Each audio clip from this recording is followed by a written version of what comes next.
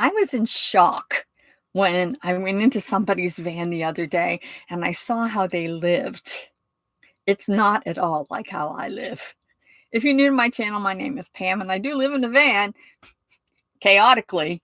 And I live with my dog Matrix, who's having a little nap right up there. We're almost 6 years into it, or I am. He's only 2. But we don't live in a nice looking, neat van. So I visited somebody, and their van was, everything was in its place. When I walked in, it was just felt so, it felt homey in there. It was warm, it felt nice. And I got to looking around and I saw that it was totally different than how I live.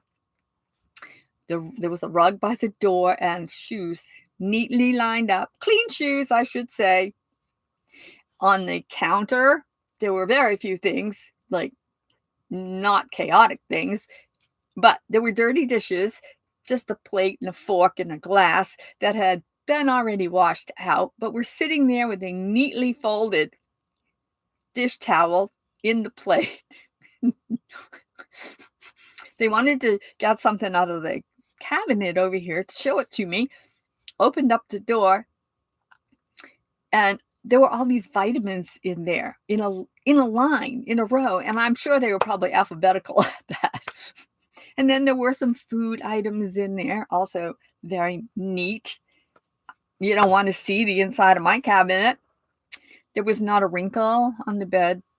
Not one blanket had a wrinkle in it. And I'm looking around and I'm thinking, you know what? I wonder if I should live like that. I was a little bit embarrassed, to be honest with you. Unfortunately, nobody came to my van to visit. But when I went back to my van and I looked around at the total chaos, people say that you don't have room for a lot of things, so you can't have too much stuff. Well, I'm here to tell you that probably I have too much stuff. But even if I didn't, it would still be chaotic. My shoes are all over the floor in a mess. I come in, I leave them on. I got dirt on the floor. This other person was not a boondocker either. So they don't know how to live with mud and chaos and dirt and dogs and dog hair. I come in, I maybe throw my shoes on the floor and then never buy the rug. But it doesn't matter because Matrix carries them all around anyway. We play a game at night and I put little treats in my shoes so he can get them out. I hide them everywhere. They're always a mess. And I was thinking, you could probably eat off from their floor. It was that clean. And it made me think and wonder, I wonder when the last time was I actually scrubbed my floor. It's not in my recent memory. It wouldn't do any good. I sweep the floor reasonably often, but in order to keep it neat and clean, then I'd have to sweep it 5 times a day. Matrix has stuff like everywhere. I buy him those tennis balls, the colored tennis balls at Tractor Supply, and he tends to lose them somewhere in the van. I don't know. So I keep buying him balls. And right now, there are 10 tennis balls all over the floor in different places. And they're all dirty because they've been outside. And so they have the little hay on them and birds and everything else, which are all over the floor. He has a toy box. It has 16 toys in it, I swear. And most of them are destroyed. Like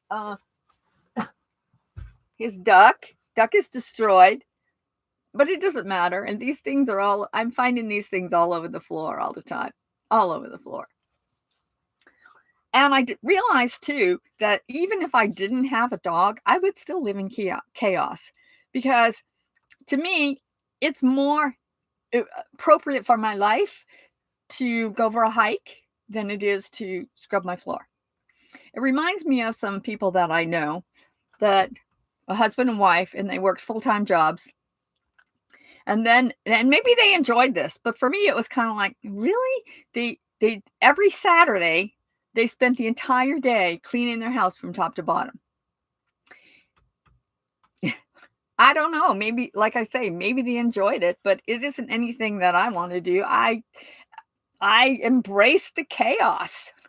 Now, if you're gonna move into a van and you're thinking, "I could never live in the mess that she lives in," then you don't have to.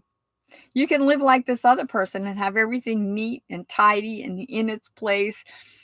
I I tend to just lay things down wherever they happen to be and not really put them back right then. And when I lived in the sticks and bricks, I was a neat housekeeper, but I tended to put things in drawers and don't open those, kind of. But I don't have that many drawers and so forth in here, so I can't really do that. But I learned that by looking at their van and how neat it was and everything was in its place. Maybe they only had 1 pair of shoes because that's all I saw. That they live a totally different lifestyle than I do, and that's okay. You can live in chaos like I do, and that's okay, or you can have neat and clean, and that's okay either. It's just like your house, your sticks and bricks.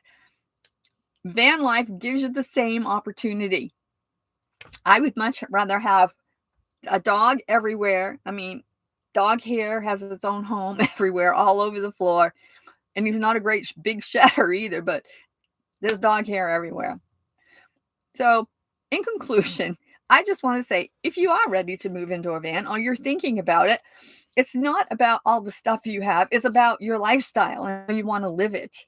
I don't want to live in Walmarts and Cracker Barrel parking lots. I'd much rather live out in the woods. So if I'm going to do that, then I have to be prepared to have dirt and mud and hay and everything all over the floor and not be feel like I have to every single day sweep it, mop it, and all the things. As I say, I embrace the chaos. And so does Matrix. So we make a good team. This other person, God bless him, but it's just not me. So tell me, what is your style? Or will you be a neat freak? Anyway, thanks for joining me, and I will see you again tomorrow.